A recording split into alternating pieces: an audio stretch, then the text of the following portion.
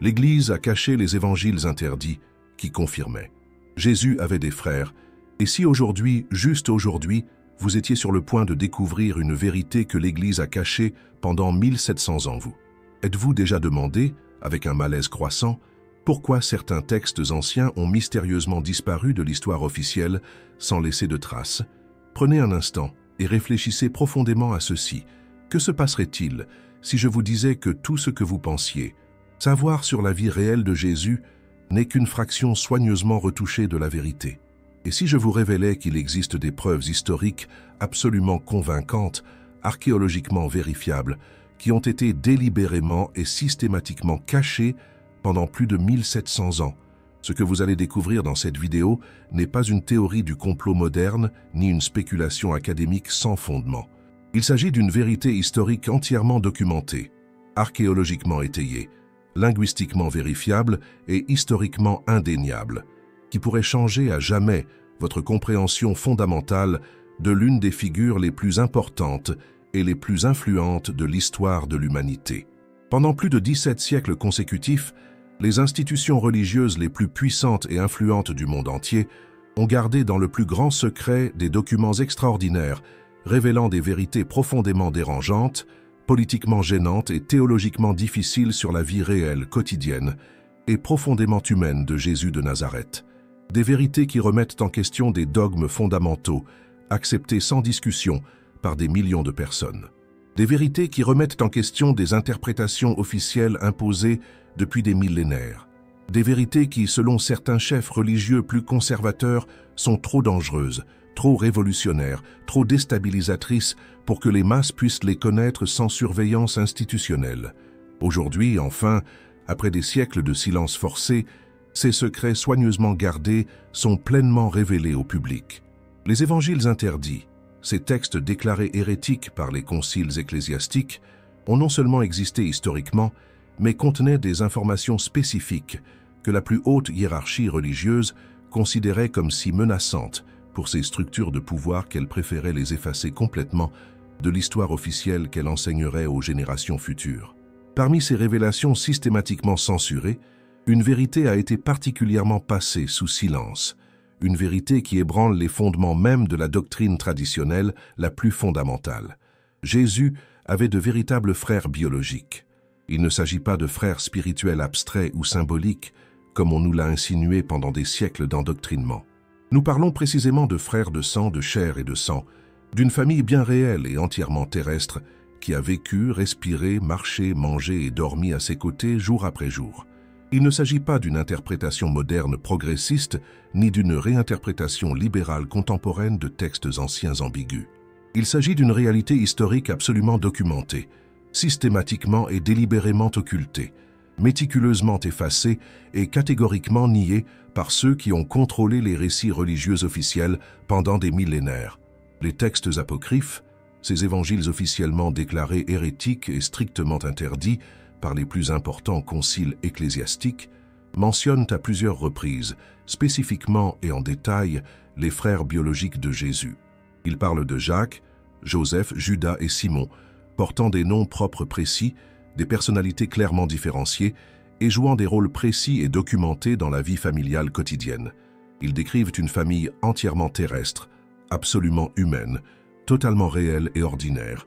Mais cette information simple et naturelle a été considérée comme si menaçante pour la structure doctrinale officielle en construction qu'elle a été enfouie dans les profondeurs les plus obscures et les plus inaccessibles des archives secrètes les mieux gardées. Si vous regardez cette vidéo en ce moment même, c'est que vous aussi vous ressentez profondément que quelque chose de fondamental ne cadre pas avec le récit officiel qu'on vous a inculqué toute votre vie. Ce sentiment tenace et persistant qu'on ne vous a raconté qu'une partie soigneusement fragmentée de l'histoire complète et vraie. Cette intuition profonde et tenace qui vous murmure constamment que derrière les dogmes officiels qu'on vous a inculqués mécaniquement depuis l'enfance, sans que vous ayez le droit de les remettre en question, se cachent bien d'autres vérités cachées, d'autres secrets enfouis, d'autres informations censurées. Vous n'êtes pas fou de ressentir cette agitation spirituelle constante. Vous n'êtes pas seul dans cette quête désespérée de réponses authentiques et vérifiables. Vous n'êtes pas le seul à avoir éprouvé ce sentiment profondément troublant de tromperie spirituelle systématique, de manipulation religieuse institutionnelle.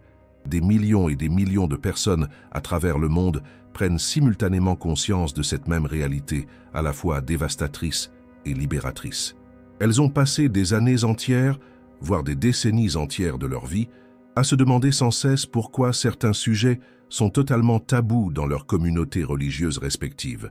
Vous vous êtes demandé à maintes reprises pourquoi certaines questions fondamentales et logiques ne peuvent tout simplement pas être posées ouvertement sans être immédiatement taxées d'hérétiques dangereux, de rebelles spirituels ou d'ennemis de la foi. Vous vous êtes demandé avec une frustration croissante pourquoi certains textes anciens sont considérés comme si dangereux, si menaçants, si subversifs, qu'ils ne peuvent même pas être évoqués en passant dans des discussions théologiques sérieuses, sans provoquer des réactions défensives immédiates. Votre quête spirituelle sincère et authentique vous a conduit précisément à ce moment précis de révélation, car votre âme reconnaît intuitivement, à un niveau profond et instinctif, que vous méritez de connaître la vérité complète et non censurée sur votre propre foi. Pas des fragments soigneusement édités par des comités ecclésiastiques ou visées politiques. Pas des versions politiquement commodes, conçues pour les structures de pouvoir établies. Pas des interprétations méticuleusement filtrées par des programmes institutionnels visant à protéger des intérêts économiques spécifiques. La vérité vraie, brute, non filtrée, non altérée, sans omission délibérée, sans modifications opportunes.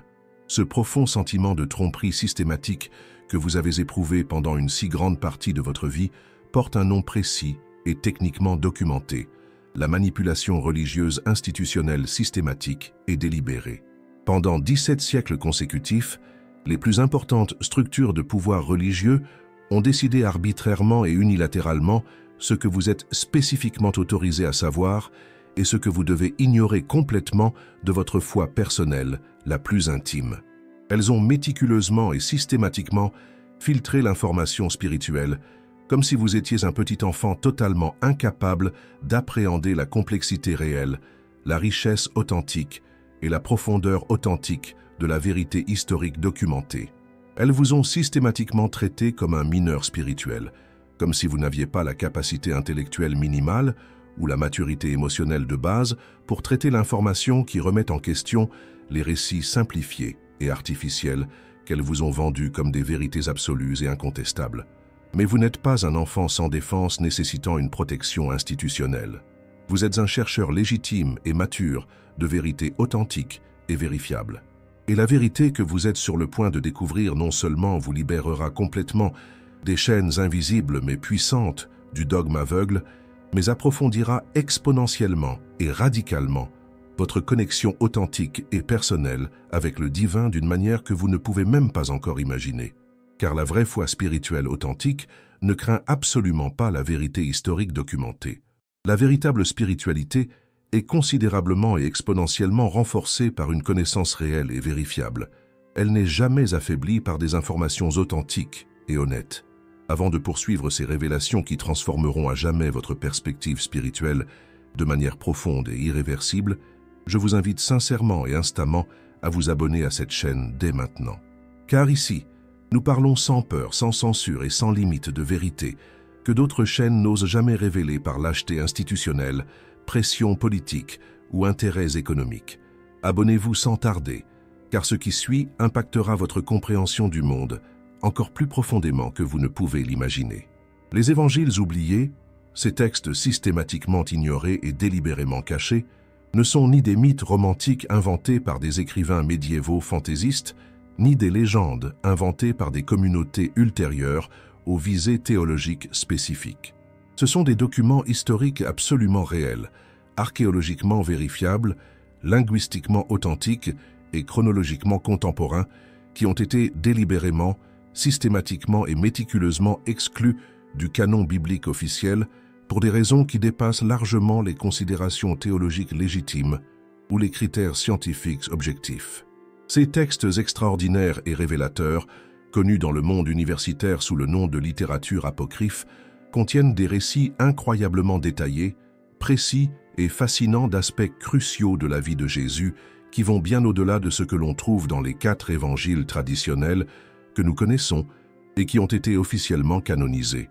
Mais ici se pose la question fondamentale qui devrait vous tenir éveillé la nuit, qui devrait obséder votre esprit curieux, qui devrait susciter une agitation intellectuelle profonde et inextinguible. Pourquoi pratiquement personne dans les églises modernes ne parle, ni ne mentionne même en passant, les véritables frères biologiques de Jésus? Quelle peur profonde! Paralysante et absolument terrifiante, les plus puissantes autorités ecclésiastiques éprouvaient-elles à l'idée que cette information spécifique soit un jour révélée au grand jour sans contrôle institutionnel?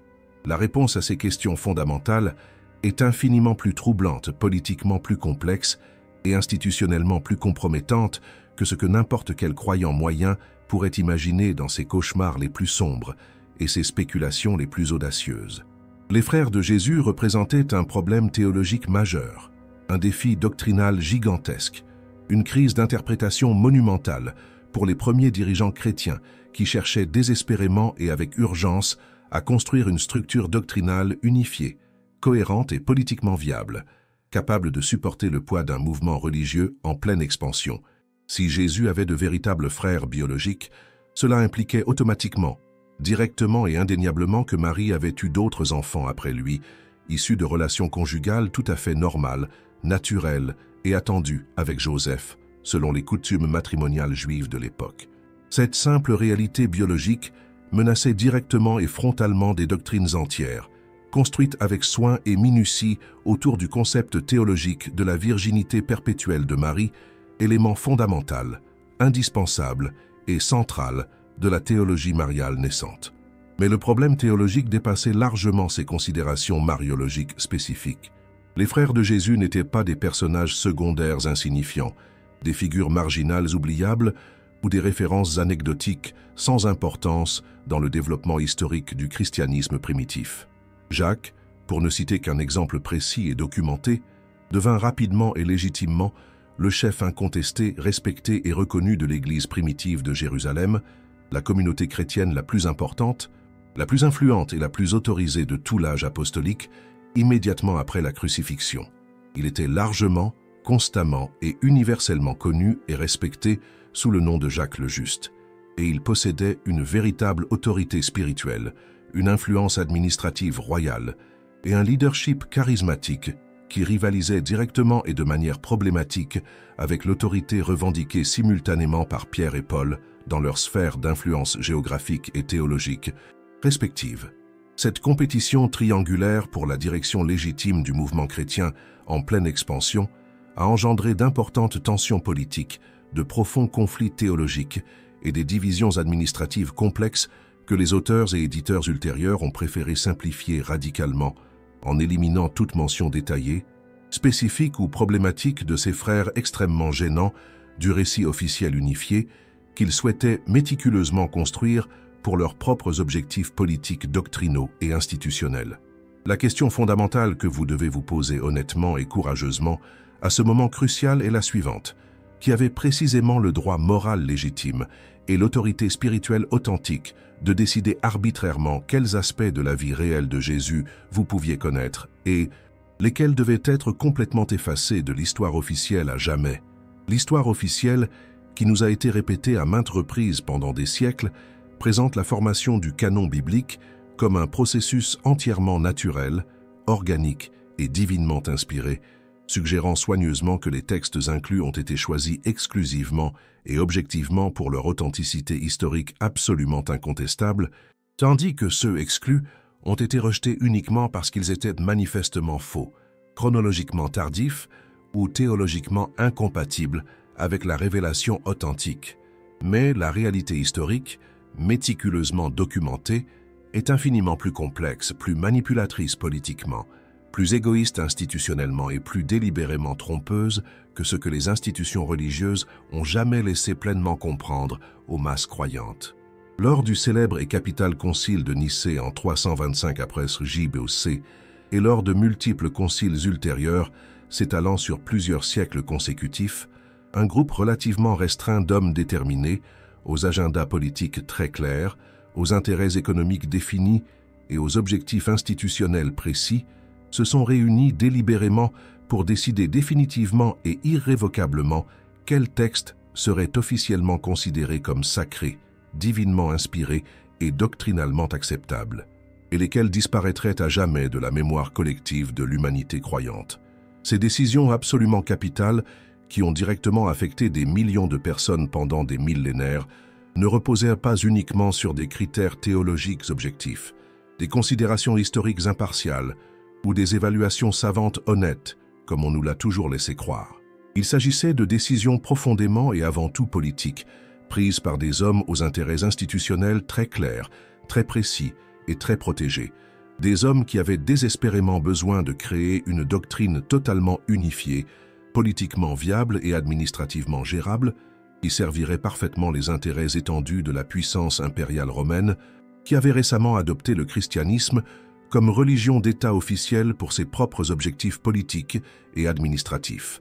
Les évangiles qui mentionnaient spécifiquement, à plusieurs reprises et en détail, les frères et sœurs biologiques de Jésus ont été systématiquement, délibérément et méticuleusement marginalisés au cours de ce processus, car ils ne correspondaient tout simplement pas aux récits théologiques sophistiqués, politiquement opportuns et doctrinalement utiles que ces conciles cherchaient méticuleusement à construire pour leurs propres objectifs doctrinaux-politiques et institutionnels. L'Évangile aux Hébreux, largement, légitimement et systématiquement utilisé par les premières communautés judéo-chrétiennes pendant des décennies sans controverse, mentionnait explicitement, spécifiquement et en détail Jacques comme le frère biologique direct de Jésus et le chef absolument légitime, authentique et reconnu de l'Église primitive, doté d'une autorité spirituelle réelle, rivalisant directement et de manière problématique avec l'autorité revendiquée simultanément par Pierre en tant que prétendu premier pape. Cet évangile fondamental et historiquement important fut officiellement déclaré hérétique par les conciles, et ses copies furent détruites systématiquement, méthodiquement et minutieusement lors d'opérations qui ne peuvent être décrites que comme des campagnes organisées de destruction culturelle délibérée et de génocide religieux systématique. Seuls de minuscules fragments ont survécu, parfois cités par d'autres auteurs écrivant spécifiquement sur les hérésies, afin de les réfuter scientifiquement. Ces précieux fragments limités constituent tout ce que nous possédons aujourd'hui d'un texte autrefois central, fondateur et indispensable à des communautés chrétiennes entières qui avaient personnellement connu Jésus et sa famille.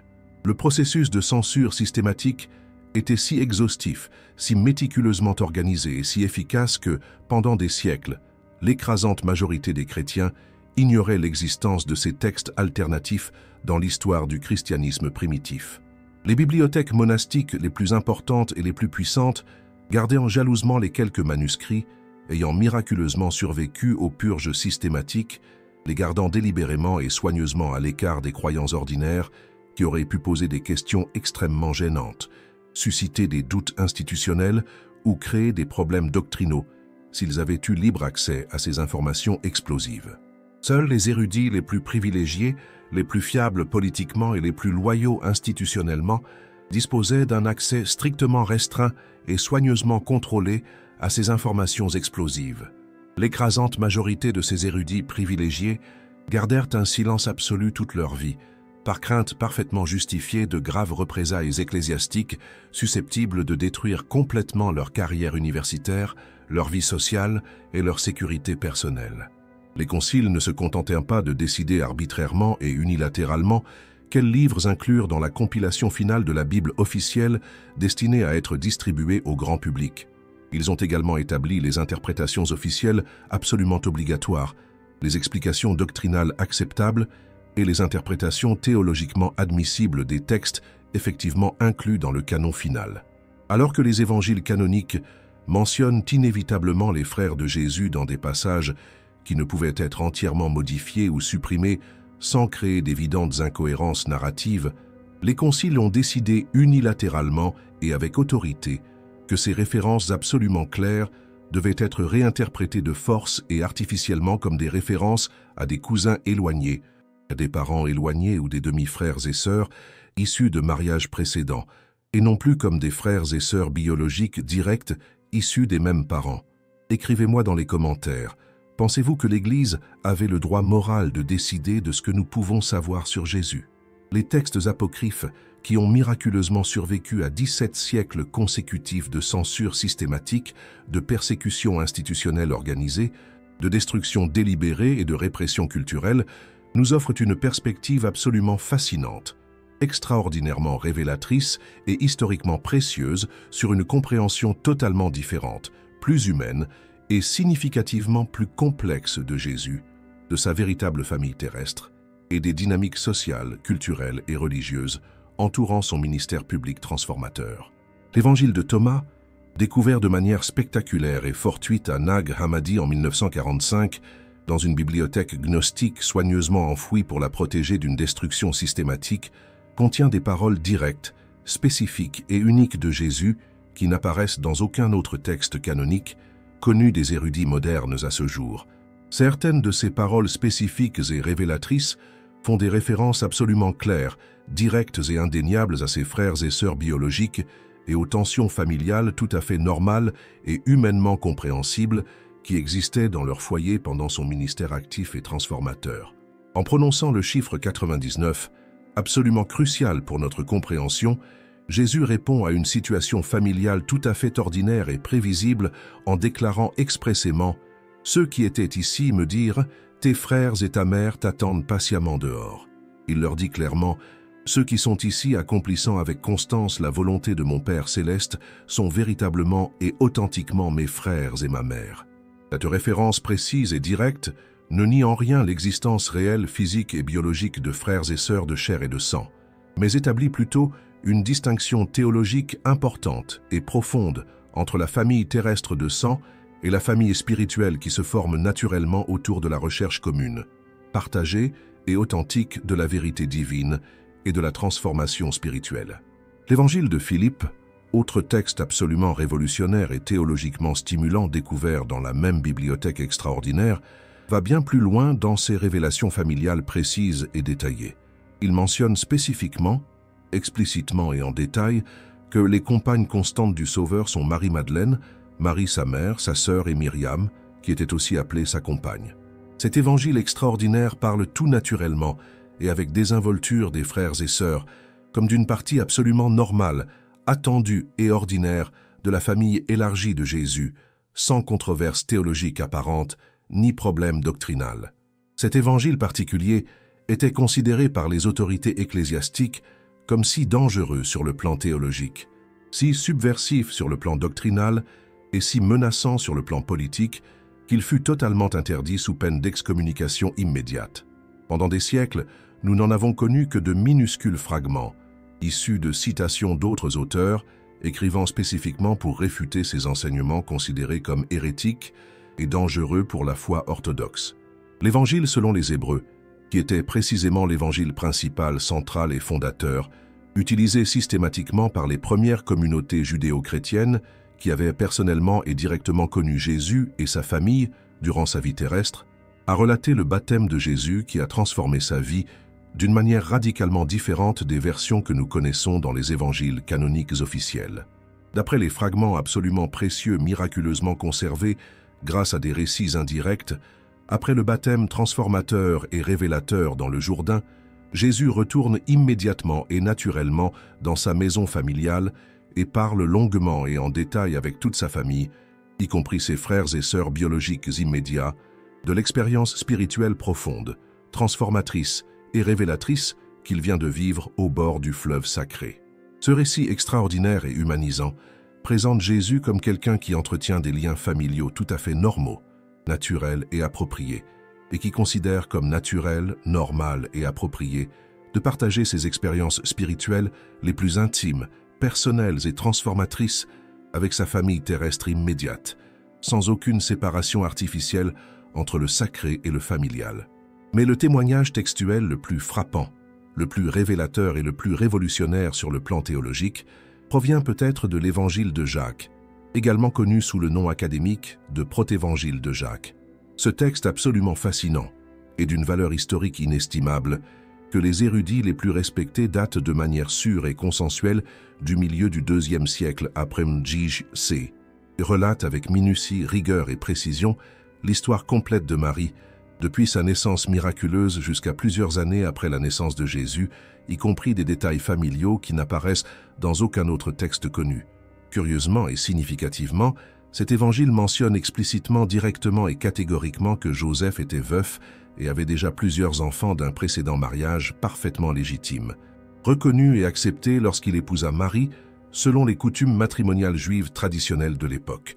Selon ce récit détaillé et précis, les frères de Jésus seraient techniquement ses demi-frères, enfants biologiques directs de Joseph, mais non de Marie, préservant ainsi la doctrine de la virginité tout en reconnaissant la réalité familiale. Ce récit théologiquement sophistiqué et soigneusement construit s'efforçait de préserver avec minutie et réflexion la doctrine émergente de la virginité de Marie, tout en reconnaissant l'existence historique absolument indéniable des frères, mentionnés à maintes reprises, précisément et systématiquement dans d'autres textes contemporains indépendants. Les preuves historiques concernant les frères de Jésus transcendent totalement les textes apocryphes et s'étendent à des sources historiques profanes, savantes et contemporaines, qui n'avaient absolument aucun objectif religieux à défendre, promouvoir ou protéger. Des historiens de renommée internationale comme Flavius Joseph, qui a écrit avec minutie et professionnalisme au 1er siècle après J.C. et a directement accès aux sources contemporaines, mentionnent explicitement, directement et sans équivoque, Jacques comme le frère de Jésus, appelé Christ, dans son ouvrage monumental Antiquité juive. Cette référence particulière apparaît précisément dans le contexte de la description détaillée des événements politiques et religieux de Jérusalem et est considérée comme parfaitement authentique par l'immense majorité des érudits modernes les plus respectés, qui ont consacré des décennies entières à l'étude critique, à l'analyse linguistique et à la vérification historique des textes de Joseph. Joseph n'avait aucun objectif chrétien à promouvoir, aucun intérêt théologique à défendre, ni aucune doctrine religieuse à protéger. Il se contentait de relater les événements historiques contemporains de son époque avec la précision professionnelle d'un historien expérimenté et l'objectivité d'un observateur laïque. L'historien juif n'aurait jamais utilisé le mot grec adelpho, frère, au sens métaphorique, symbolique ou théologique, pour désigner des liens familiaux précis et documentés. Pour Joseph, Jacques était littéralement, directement et biologiquement le frère de Jésus, point final. Les analyses linguistiques et théologiques modernes les plus sophistiquées ont révélé un fait absolument fascinant que les institutions religieuses préfèrent taire. Les textes originaux grecs, koiné et araméens utilisent des mots précis et techniquement précis pour frère, adelphos en grec, aha en araméen, qui ne peuvent tout simplement pas être interprétés facilement, naturellement ou académiquement comme cousins. Parents éloignés ou tout autre lien familial indirect sans déformer complètement le sens naturel du texte. Lorsque les auteurs du Nouveau Testament voulaient désigner spécifiquement les cousins, ils utilisaient des mots totalement différents, comme anepsios en grec. L'insistance moderne à traduire ou réinterpréter adelphos, autrement que comme frère biologique direct, est une manipulation linguistique purement a posteriori, artificielle et malhonnête sur le plan académique, et non une interprétation naturelle, historique ou académiquement honnête du texte original. Des archéologues ont découvert des ossuaires, boîtes funéraires contenant des ossements, lors de fouilles minutieuses autour de Jérusalem, portant des inscriptions araméennes mentionnant spécifiquement Jacques, fils de Joseph, frère de Jésus. Bien que l'authenticité de certaines de ces inscriptions fasse l'objet d'un débat scientifique légitime en raison de la complexité inhérente à la vérification archéologique et de la possibilité de falsification moderne, la nomenclature familiale utilisée par ces inscriptions est parfaitement cohérente avec les pratiques onomastiques de l'époque et avec les multiples références textuelles dont nous disposons provenant de sources indépendantes. Les premiers pères de l'Église, ces chefs chrétiens qui vécurent chronologiquement au plus près de l'époque apostolique et qui bénéficièrent d'un accès direct à des traditions orales ultérieurement totalement perdues, avaient sur cette question des points de vue sensiblement différents des interprétations, qui firent autorité des siècles plus tard. Hégésippe, historien chrétien du IIe siècle, qui écrivit abondamment sur l'Église primitive, a décrit en détail la famille de Jésus et a mentionné spécifiquement et à plusieurs reprises ses frères comme des chefs reconnus et respectés des premières communautés chrétiennes de Jérusalem et d'autres grandes villes.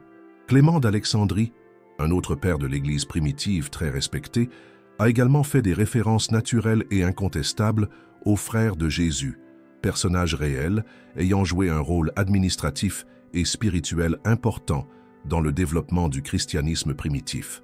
Ce n'est qu'au cours des siècles suivants, lorsque la doctrine de la virginité perpétuelle de Marie est devenue absolument centrale dans la théologie officielle émergente, que ces références claires et directes ont commencé à être systématiquement réinterprétées, minimisées ou complètement ignorées par des théologiens ayant des objectifs doctrinaux spécifiques à défendre et des structures de pouvoir à protéger.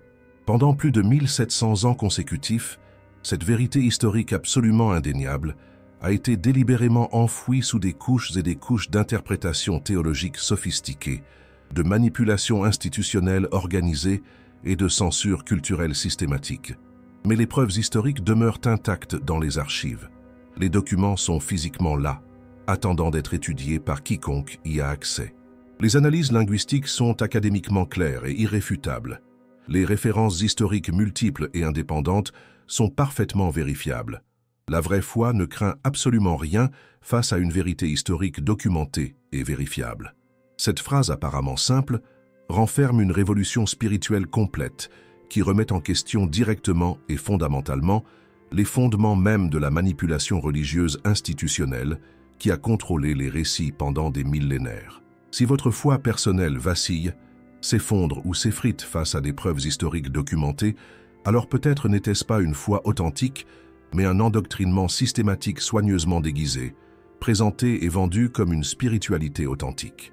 La manipulation religieuse a fonctionné efficacement et systématiquement pendant 17 siècles consécutifs, convainquant méticuleusement et délibérément des millions de croyants que remettre en question les dogmes officiels est un péché mortel impardonnable, que douter des interprétations institutionnelles est un grave manque de foi et que la recherche indépendante est dangereuse pour le salut de l'âme. Mais cela représente l'exact opposé de la quête spirituelle authentique qui devrait caractériser toute relation authentique, personnelle et transformatrice avec le divin. Les frères de Jésus ne diminuent pas sa divinité, ni ne compromettent son message spirituel révolutionnaire. Elles le confirment et le renforcent d'une manière infiniment plus profonde, plus significative et plus humaine. Si Jésus a pu manifester parfaitement le divin tout en étant pleinement humain, ayant une famille parfaitement normale, vivant la dynamique familiale complexe et exigeante que nous connaissons tous intimement, alors son message révolutionnaire devient exponentiellement plus puissant, plus accessible et plus transformateur, tout aussi percutant et inspirant. Cela signifie fondamentalement que le sacré peut parfaitement se manifester au sein du tout ordinaire, du tout quotidien, de l'absolument terrestre et familier. Les institutions religieuses qui ont systématiquement et délibérément censuré ces informations l'ont fait exclusivement par peur institutionnelle paralysante, peur absolue que les croyants découvrent définitivement qu'ils n'ont pas besoin d'intermédiaires humains pour se connecter directement et personnellement au divin. Peur que les gens comprennent clairement que la spiritualité authentique ne requiert pas de dogmes rigides, d'interprétations officielles obligatoires, ni de structures de pouvoir intermédiaires. Peur de perdre complètement le contrôle des récits qui ont maintenu leur pouvoir politique, économique et social pendant des millénaires. Lorsque l'on connaît toute la vérité sur les frères et sœurs de Jésus, lorsque l'on comprend profondément qu'ils faisaient partie intégrante d'une famille terrestre absolument réelle, son enseignement révolutionnaire sur l'amour universel, la compassion inconditionnelle et la transformation spirituelle prend une dimension nouvelle et infiniment plus puissante.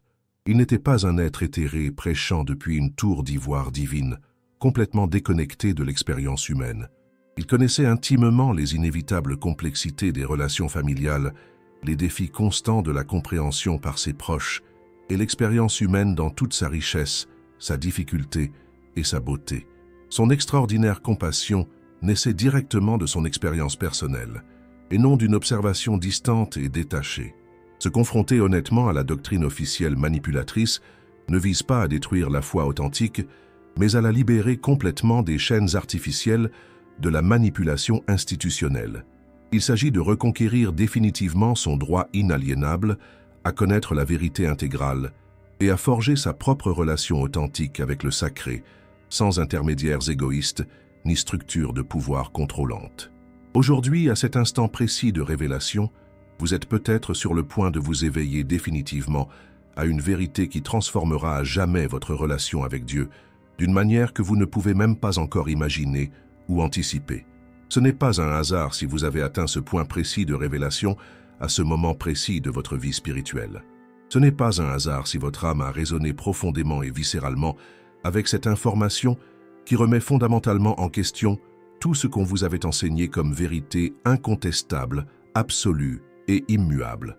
Pendant des années, peut-être des décennies entières de votre vie spirituelle, vous avez ressenti cette inquiétude lancinante, cette profonde insatisfaction qui vous murmurait constamment qu'il y avait bien plus que ce que vous aviez été autorisé à connaître, explorer ou expérimenter. Cette voix intérieure insistante et infatigable vous répétait sans cesse que la vérité était infiniment plus riche, plus complexe, plus belle, plus humaine et plus transformatrice que ce que les doctrines officielles, limitées, restrictives et artificielles vous permettaient d'explorer ou d'expérimenter pleinement. Les frères et sœurs de Jésus représentent quelque chose de bien plus profond et transcendant qu'un simple fait historique intéressant ou une curiosité académique sans importance. Ils représentent la possibilité absolument révolutionnaire d'une spiritualité entièrement plus authentique, plus intégrée, plus authentiquement humaine et plus transformatrice. En acceptant pleinement et complètement que Jésus avait de vrais frères et sœurs biologiques, vous acceptez simultanément que le sacré puisse se manifester parfaitement dans les circonstances les plus ordinaires, les plus banales et les plus humainement reconnaissables de la vie quotidienne. Vous reconnaissez profondément et fondamentalement que la famille, avec toutes ses inévitables complexités, ses défis constants et sa dynamique imparfaite, peut être un temple sacré de croissance spirituelle authentique, de transformation personnelle et d'épanouissement divin. Votre quête spirituelle personnelle peut désormais inclure la sagesse transformatrice de savoir que vous n'êtes pas absolument seul sur votre chemin de développement spirituel. Jésus a également navigué dans la dynamique familiale complexe à laquelle nous sommes tous confrontés quotidiennement. Il a également connu l'incompréhension émotionnelle de ses proches. Il a également dû équilibrer soigneusement et sagement sa mission spirituelle avec ses responsabilités familiales terrestres et ses obligations sociales normales. Cela ne la rend pas moins divine, moins inspirante ou moins transformatrice. Elle la rend infiniment plus accessible, plus réelle, plus présente et plus pertinente pour votre expérience humaine quotidienne et ordinaire. La vérité sur vos frères et sœurs vous libère complètement et définitivement pour explorer votre propre spiritualité, sans les limites artificielles, les restrictions arbitraires et les interdictions infondées que d'autres ont imposées avec autorité pendant des siècles. Elle vous permet de poser des questions profondes, sans culpabilité paralysante, de vous interroger sans crainte institutionnelle, de questionner sans avoir le sentiment de trahir votre foi authentique ou de compromettre votre intégrité spirituelle. Car la vraie foi est considérablement et exponentiellement renforcée par la vérité, jamais affaiblie par la connaissance réelle, une enquête honnête ou une recherche authentique. Votre éveil spirituel n'est pas seulement personnel et individuel. Il s'inscrit dans un vaste mouvement mondial de conscience qui rejette catégoriquement la manipulation et choisissent consciemment la vérité authentique plutôt que le confort institutionnel, la sécurité dogmatique ou le conformisme religieux. De quel endroit du monde regardez-vous cette vidéo en ce moment crucial? J'aimerais savoir jusqu'où va cette vérité cachée qui attend patiemment depuis des siècles d'être pleinement révélée sans censure. Car cela va bien au-delà d'une simple vidéo éducative. C'est un réveil mondial massif. C'est une révolution silencieuse mais puissante, des consciences qui rejettent définitivement et irréversiblement la manipulation institutionnelle et choisissent consciemment la vérité authentique, aussi inconfortable, difficile ou transformatrice soit-elle pour les structures de pouvoir établies qui contrôlent les récits depuis des millénaires. Ce que vous découvrez aujourd'hui pourrait bien être, de manière définitive et irréversible, la clé d'une foi infiniment plus libre, plus authentique et plus transformatrice que vous n'auriez jamais pu l'imaginer. Une foi qui ne repose pas sur une ignorance fabriquée, des informations censurées ou des manipulations systématiques, mais qui se nourrit constamment d'une connaissance réelle, vérifiable et authentique. Une spiritualité qui ne craint pas les questions les plus profondes, les plus difficiles ou les plus inconfortables, mais les célèbre comme un élément essentiel, fondamental et indispensable d'une croissance spirituelle authentique et d'une transformation personnelle authentique. Les frères de Jésus ne menacent pas votre relation personnelle avec Dieu. Ils sont une invitation extraordinaire et révolutionnaire à l'approfondir d'une manière que vous n'auriez jamais imaginée avant ce moment charnière de révélation et d'éveil. Votre éveil spirituel authentique ne s'arrête pas là. En fait, il ne fait que commencer de manière réelle, puissante et irréversible. Car lorsque vous avez le courage de remettre en question une vérité systématiquement cachée, vous développez la force spirituelle, la confiance intellectuelle et l'indépendance émotionnelle nécessaires pour explorer de nombreuses autres vérités délibérément et systématiquement cachées par les mêmes structures de pouvoir. Votre esprit s'ouvre de manière exponentielle et spectaculaire à des possibilités auparavant totalement bloquées par la peur institutionnelle, le conditionnement systématique et la manipulation religieuse organisée. Votre cœur s'élargit infiniment pour accueillir une compréhension bien plus vaste, plus profonde et plus transformatrice de ce que signifie véritablement être spirituel dans un monde complexe et manipulateur, peuplé de structures de contrôle institutionnalisées. La mission spirituelle personnelle que vous entreprenez consciemment et courageusement est absolument sacrée, parfaitement légitime et profondément transformatrice. C'est votre droit inaliénable et divin de connaître la vérité complète sur votre propre foi, sans filtre institutionnel, censure religieuse, ni manipulation dogmatique. C'est votre responsabilité spirituelle fondamentale de faire des recherches indépendantes, de tout remettre en question sans exception et de tirer vos propres conclusions sur la base de preuves réelles et vérifiables, et non de dogmes imposés par des structures de pouvoir ayant des intérêts économiques, politiques et sociaux spécifiques à protéger et à défendre.